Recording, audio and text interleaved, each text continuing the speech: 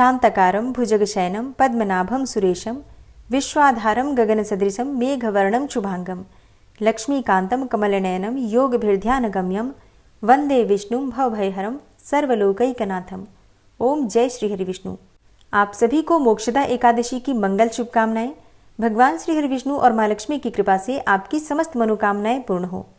और आज की वीडियो में आप सुनेंगे मोक्षदा एकादशी व्रत की कथा और वीडियो के अंत में आपको पारण के शुभ मुहूर्त की भी जानकारी दी जाएगी, तो वीडियो को अंत तक जरूर देखिए। धर्मराज युधिष्ठिर ने भगवान श्री कृष्ण से कहा, हे मधुसूदन, आप तीनों लोकों के स्वामी, सबको सुख देने वाले और जगत के पति हैं। मैं आपको नमस्कार करता हूँ। हे देव, आप सबके हितैषी हैं, इसलिए मेरे इस संशय को भी दूर कीजिए कि मार्गशीर्ष मास की शुक्ल पक्ष की एकादशी का क्या नाम है, उस दिन कौन से देवता की पूजा की जाती है और उसकी विधि क्या है। हे भगवान, आप मेरे इन प्रश्नों का उत्तर विस्तार पूर्वक देने की कृपा कीजिए। भगवान श्री कृष्ण ने उत्तर दिया, हे धर्मराज, तुमने बड़ा ही उत्तम प्रश्न पूछा है। इससे आपका यश संसार में फैलेगा, सो आप ध्यान पूर्वक सुनिए। मार्गशीर्ष मास की शुक्ल पक्ष की एकादशी अनेकों पापों को नष्ट करने वाली है। इसका नाम मोक्षदा एकादशी है। इस दिन दामोदर भगवान की पूजा की जाती है। धूप दीप नैवेद्य आदि से भक्ति पूर्वक पूजा करनी चाहिए। और अब मैं एक अति प्राचीन कथा सुनाता हूँ कि किस प्रकार इस एकादशी का व्रत करने से नरक गए हुए माता पिता पुत्र आदि को स्वर्ग की प्राप्ति हो जाती है।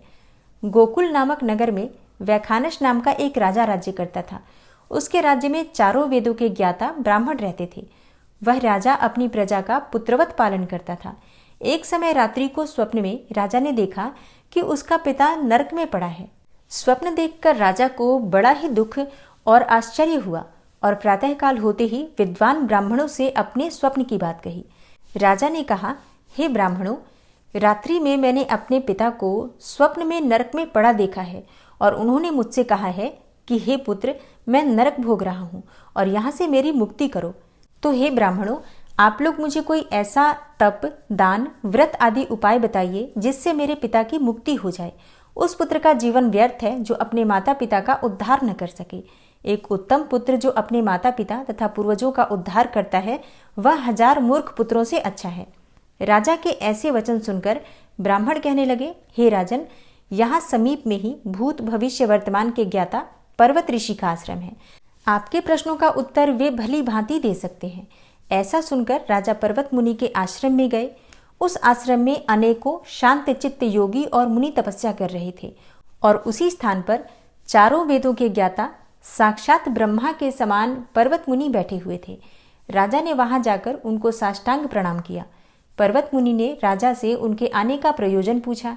राजा ने कहा, हे महाराज, आपकी कृपा से मेरे राज्य में सब कुशल है, परंतु अकस्मात एक विघ्न आ गया है जिससे मेरे हृदय में अत्यंत अशांति हो रही है।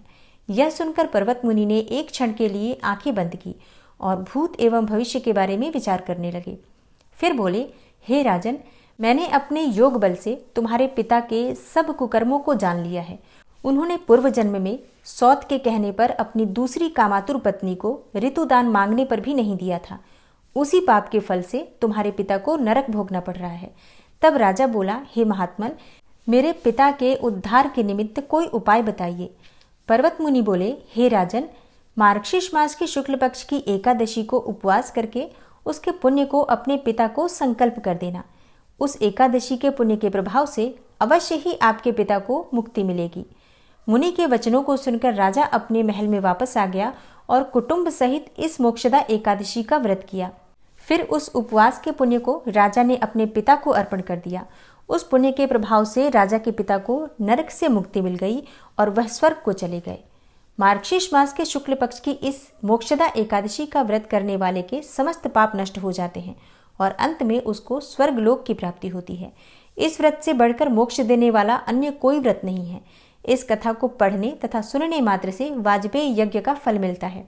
यह व्रत मोक्ष देने वाला तथा चिंतामणि के समान सभी चिंताएं दूर करने वाला है। इतना कहकर भगवान श्री कृष्ण मौन हो गए। तो प्रेम से बोलिए, दामोदर भगवान की जय। और अब आप सुनेंगे एकादशी माता की कथा। एकादशी का व्रत एकादशी माता की कथा सुने बिना अधूरा ही माना जाता है, इसलिए पूरे श्रद्धा भाव से एकादशी माता की कथा भी जरूर सुननी चाहिए। एकादशी माता की कथा के अनुसार मुर नामक एक दैत्य था। रावण और कंस की तरह वो भी बड़ा आतंक मचाता था और स्वर्ग में देवों सहित सभी को पीड़ा देता था। सब लोग उससे रक्षा मांगकर श्रीमन नारायण की शरण में गए। भगवान ने कहा, मैं उसे संभालता हूँ, तुम चिंता मत करो।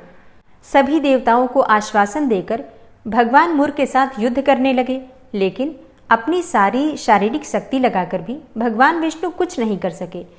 भगवान को युद्ध के मैदान से पलायन करना पड़ा। तब वे हिमालय की एक गुफा में जाकर छुप गए। मुर भी उनका पीछा करते हुए वहीं पहुंच गया। भगवान ने ध्यान करना शुरू किया और उनके मन से एक शक्ति उत्पन्न की, उनकी मानसिक शक्ति, और इस शक्ति ने बाहर आकर मुर को अपनी तलवार से मार डाला। हम जानते हैं कि शरीर में 10 इंद्रियां हैं, 5 ज्ञानेंद्रिय और 5 कर्मेंद्रिय। 11वीं इंद्रिय है मन। संस्कृत में एकादशी का अर्थ है 11। चूंकि यह देवी उनके मन अर्थात भगवान की 11वीं इंद्रिय से निकली थी, इसलिए भगवान ने उन्हें एकादशी के नाम से पुकारा। एकादशी माता की उत्पत्ति का दिन उनके नाम से ही जाना जाने लगा। माता एकादशी के अंतिम चरण के दौरान उत्पन्न हुई थी, इसलिए इसे जयंती कहते हैं, और उन्होंने द्वादशी के पहले चरण के दौरान दैत्य को मार डाला था, इसे स्मरंती कहते हैं। अब एकादशी के दिन व्रत क्यों करना चाहिए, भोजन क्यों नहीं करना चाहिए, तो इस बारे में भगवान ने घोषणा की कि एकादशी के दौरान देवी के इस महान कार्य के कारण पूरे जगत में कोई भी पाप नहीं रहेगा। लेकिन पाप तो पहले से ही है। जब उसने यह सुना तो पाप पुरुष आश्रय की तलाश में इधर उधर भागने लगा। एकादशी के दौरान वह कहाँ रहेगा? वह जहां भी गया सभी ने उसे आश्रय देने से इनकार कर दिया। तब अंत में भोजन अर्थात अन्न एकादशी के दौरान उसे आश्रय देने के लिए सहमत हो गया। इसके बारे में एक श्लोक है, यानि कानि च पापानि ब्रह्महत्यादिकानि च अन्नमाश्रित्य सर्वाणि तिष्ठन्ति हरिवासरे अघम स केवलम भुंक्ते यो भुंक्ते हरिवासरे।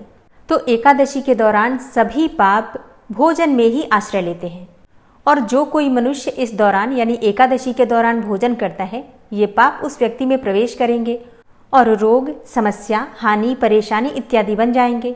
इसलिए एकादशी के दिन व्रत धारण करना चाहिए। भगवान विष्णु ने कहा कि जो भी मनुष्य एकादशी के दिन व्रत धारण करेगा उसके समस्त पाप नष्ट हो जाएंगे और उसे अंत में विष्णुलोक की भी प्राप्ति होगी। एकादशी को विष्णु भगवान की कन्या भी कहा जाता है, क्योंकि वह भगवान की मानस पुत्री हैं। उनकी मूर्ति पुरी जगन्नाथ मंदिर और द्वारका धाम में भी है। भगवान के धर्म की रक्षा के लिए जितने भी अवतार हैं वे सभी एकादशी के दिन ही हुए हैं, इसलिए यह इतना पवित्र दिन है। एकादशी व्रत का प्रभाव बताते हुए भगवान श्री कृष्ण ने धर्मराज युधिष्ठिर से कहा, गालव मुनि का भद्रशील नाम का एक पुत्र था। भद्रशील ने छोटी उम्र से ही एकादशी व्रत का पालन करना शुरू कर दिया। मुनि ने उन्हें ऐसा करने के लिए कभी नहीं कहा था। एक बार मुनि ने भद्रशील से पूछा कि उन्हें इस व्रत को करने को किसने कहा है। भद्रशील ने कहा कि मैं तो कई जन्मों से एकादशी का व्रत करता आ रहा हूँ।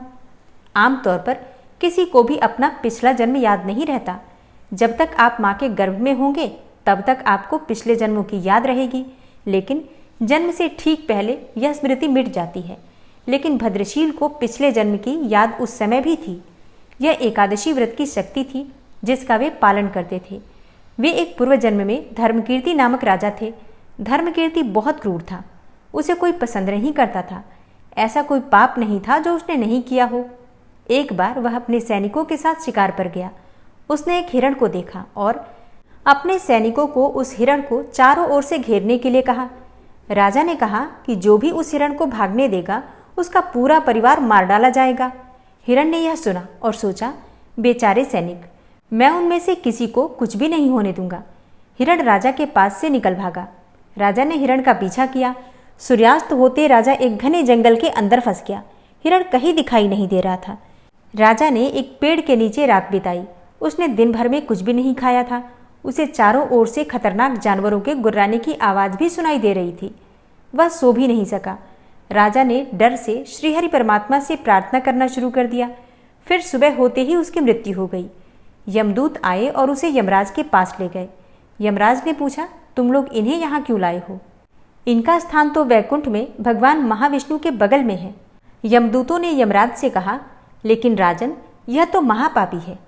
यमराज बोला, नहीं, वह सब चला गया है, ये अब बिल्कुल पवित्र है। जिस दिन इसकी मृत्यु हुई वह एकादशी थी। उन्होंने दिन भर उपवास किया और रात में जागते हुए श्रीहरि का स्मरण किया। उनके सारे पाप दूर हो गए, ये पवित्र हो गए। तब यमराज ने स्वयं एक स्वर्ण रथ बुलवाया और राजा को वैकुंठ भेज दिया। इसके बाद जब लोगों को इस बारे में पृथ्वी पर पता चला तो वे सभी एकादशी का पालन करने के लिए और अधिक उत्साहित हो गए। तो प्रेम से बोलिए एकादशी माता की जय। एकादशी के दिन भगवान श्री हरि विष्णु की कृपा की प्राप्ति के लिए श्रीमद् भगवद गीता का पाठ पढ़ना चाहिए या फिर सुनना चाहिए, विशेषकर श्रीमद् भगवद गीता का 11वां अध्याय। तो आज आप सुनने वाले हैं श्रीमद् भगवद गीता का 11वां अध्याय। भगवान श्री कृष्ण का ध्यान कीजिए और अपने हृदय में उन्हें विराजमान करके ओम नमो भगवते वासुदेवाय नमः इस मंत्र का उच्चारण कीजिए। फिर पूरे भक्तिभाव से इस पाठ का श्रवण करते हैं। अर्जुन ने कहा, हे भगवान, मुझ पर कृपा करके गुप्त आध्यात्म विषयक वचन जो आपने मुझसे कहे उससे मेरा मोह दूर हो गया। हे कमल नेत्र, मैंने जीव की उत्पत्ति, नाश और आपका अक्षय महात्मा आपके मुखारविंद से विस्तार पूर्वक सुना। हे पुरुषोत्तम, हे परमेश्वर, आपने जैसा वर्णन किया आपका वह रूप देखने की मेरी बड़ी प्रबल इच्छा है।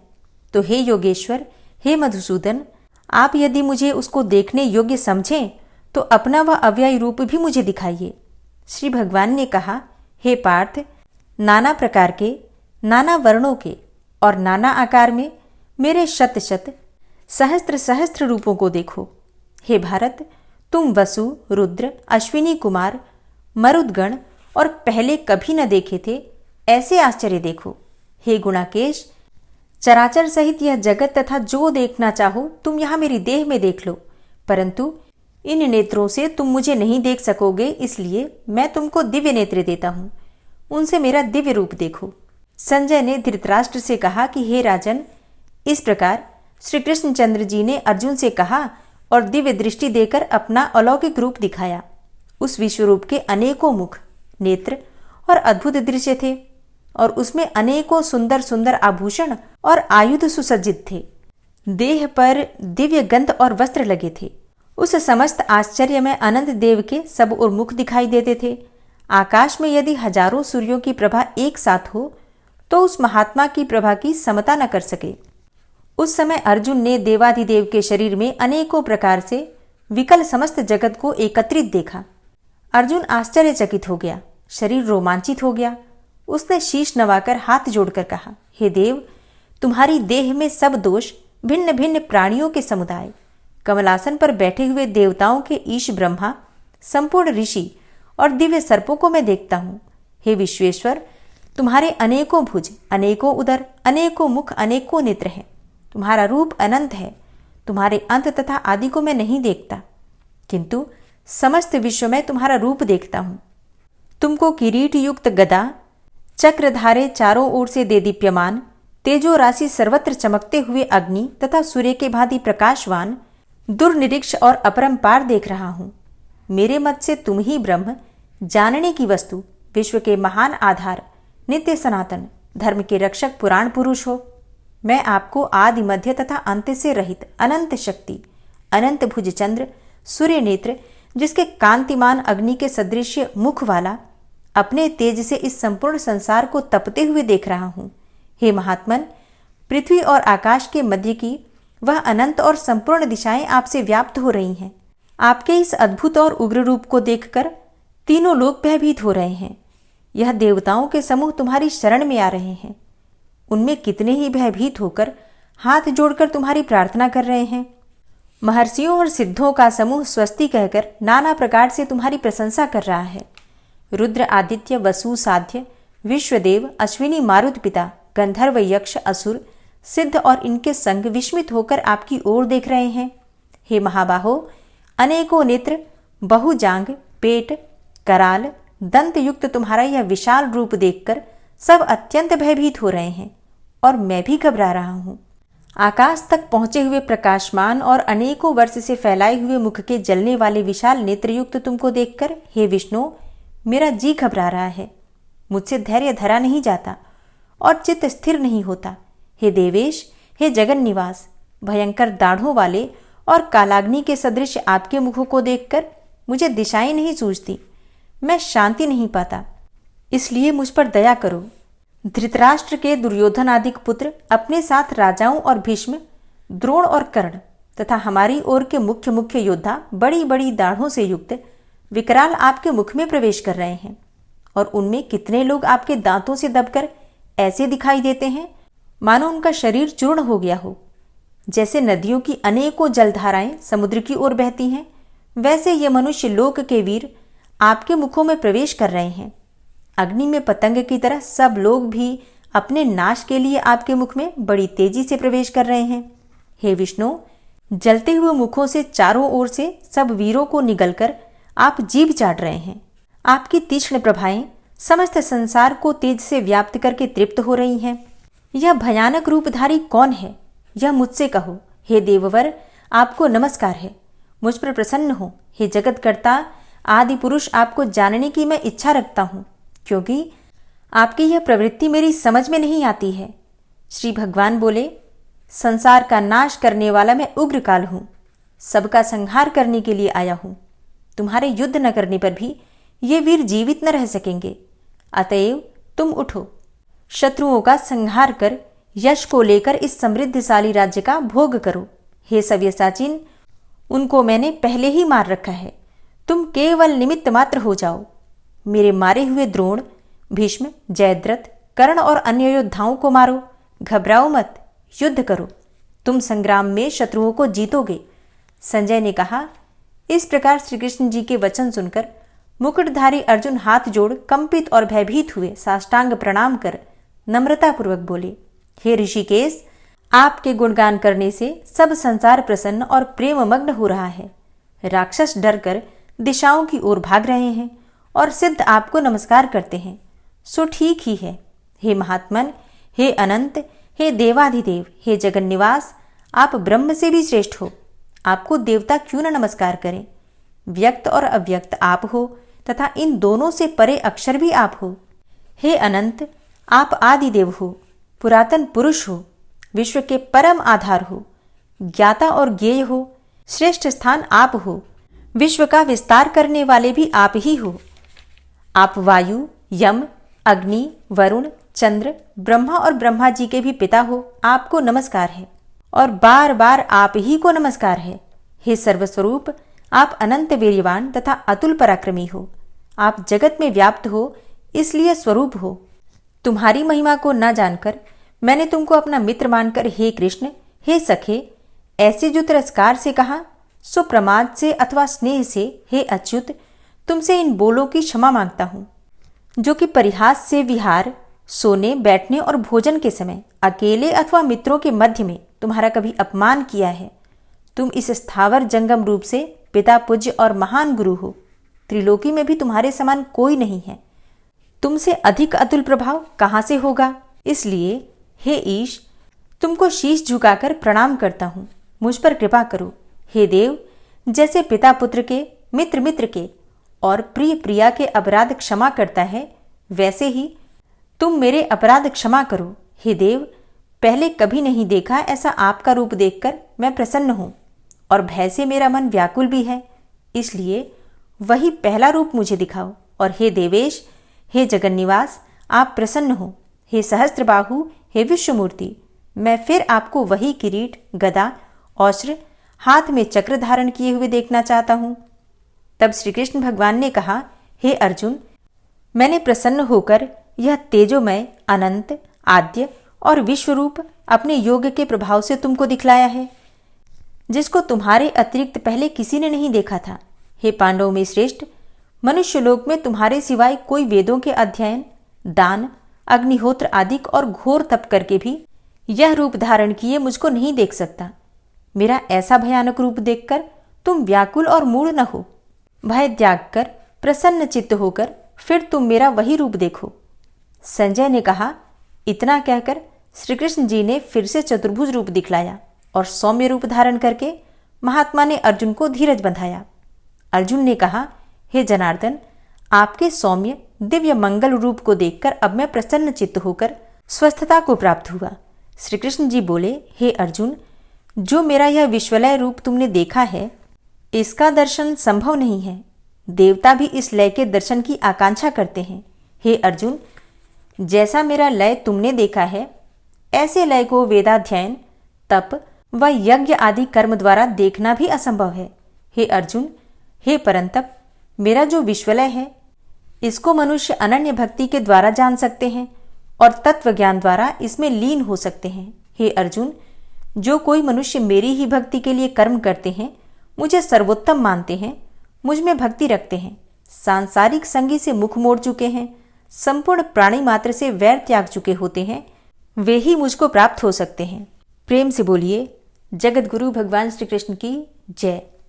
तो देखिए, पंचांग के अनुसार मार्गशीर्ष मास के शुक्ल पक्ष की एकादशी तिथि प्रारंभ हो रही है 11 दिसंबर को प्रातःकाल 3:42 पर और समाप्त होगी 12 दिसंबर को रात्रि में 1:09 पर। तो ऐसे में सूर्योदय कालीन एकादशी तिथि का व्रत हम धारण कर रहे हैं 11 दिसंबर 2024 को। दिन होगा बुधवार का। इस दिन सूर्योदय काल का समय आपको प्राप्त हो रहा है सुबह 7:02 पर और सूर्यास्त का समय होगा शाम को 5:38 पर। एकादशी तिथि के दिन ब्रह्म मुहूर्त में स्नान करना चाहिए। तो ब्रह्म मुहूर्त का समय आपको प्राप्त हो रहा है सुबह 5:26 से सुबह 6:14 तक। अच्छा, अमृत काल बहुत महत्वपूर्ण होता है। पूजा पाठ आप कर सकते हैं इस समय में, मंत्र जप करते हैं या फिर कोई भी उपाय करना चाहते हैं तो ज़रूर कर लीजिए, क्योंकि अमृत काल में जो भी हम पूजा पाठ करते हैं, जो भी शुभ कर्म करते हैं, उसका फल बहुत अधिक प्राप्त होता है। जैसे कि नाम से ही पता चलता है अमृत काल, मतलब इस समय में आप जो भी कार्य करेंगे उसका फल आपको अमृत की तरह प्राप्त होगा। तो 9:33 से मतलब 11 दिसंबर को सुबह 9:33 से सुबह 11:02 तक ये अमृत काल का समय रहेगा। और इस दिन राहु काल का समय आपको प्राप्त हो रहा है दोपहर में 12:20 से 1:39 तक। राहु काल को अशुभ काल माना जाता है। इस समय में आपको कोई भी शुभ कार्य प्रारंभ नहीं करना है, लेकिन अगर आप पहले से कर रहे हैं कोई कार्य तो आप बिल्कुल कर सकते हैं, कोई दिक्कत नहीं है। और जो भक्त पहली बार एकादशी का व्रत धारण करना चाहते हैं तो इस बार से व्रत प्रारंभ कर सकते हैं। अच्छा, मोक्षदा एकादशी के दिन ही गीता जयंती मनाई जाती है। तो 11 दिसंबर 2024 बुधवार को गीता जयंती है। अच्छा, गीता जयंती पर विशेष क्या करना होता है? देखिए, ऐसा वर्णन आता है पुराणों में कि आज ही के दिन मतलब मोक्षदा एकादशी के दिन ही भगवान श्री कृष्ण ने अर्जुन को कुरुक्षेत्र के मैदान में गीता का उपदेश दिया था। जो कि हम भगवत गीता के स्वरूप में आज पढ़ते हैं, वो भगवान श्री कृष्ण का कुरुक्षेत्र में दिया हुआ अर्जुन को गीता का ज्ञान है। तो शास्त्रों में ऐसा कहा गया है कि आज के दिन अगर हम गीता जी के दर्शन मात्र भी कर लेते हैं तो इतने मात्र से भी हमें मुक्ति मिल जाती है। गीता जयंती के दिन से आप भगवत गीता का पाठ करना प्रारंभ कर सकते हैं। जैसे कि बहुत दिनों से अगर आपकी इच्छा है कि आप गीता जी का पाठ प्रारंभ करें तो आज से बहुत शुभ दिन है। इस दिन से आप पाठ का प्रारंभ कर सकते हैं। इसे बहुत शुभ माना जाता है। इसके अलावा अगर आप पाठ नहीं कर पाते हैं तो भी ग्रंथ को अपने मंदिर पर रखिए, घर के मंदिर में, और विधि विधान से पंचोपचार विधि से धूप दीप दिखाकर पूजन कर लीजिए, प्रणाम कर लीजिए। 1-2 अध्याय भी पढ़ लेंगे या 1-2 श्लोक भी पढ़ लेते हैं तो भी श्रेष्ठ माना जाता है। आज के दिन गीता जी का दान करना मतलब किसी मंदिर में या फिर किसी वेद पाठी ब्राह्मण को भगवत गीता का दान अगर आप करते हैं तो ये बहुत ही श्रेष्ठ फल देने वाला होता है। लेकिन हाँ, दान उसे ही कीजिएगा जो लोग पढ़ने के इच्छुक हों। मतलब जो व्यक्ति शुद्धता के साथ, सात्विकता के साथ इसका पाठ करे, उसे ही दान करना चाहिए। कभी भी धार्मिक पुस्तकें, धार्मिक ग्रंथ इत्यादि किसी को भी ऐसे ही दान नहीं किया जाता। ठीक है, तो इस बात का आपको ध्यान रखना है। और अब जानते हैं कि एकादशी व्रत का पारण हमें कब करना है।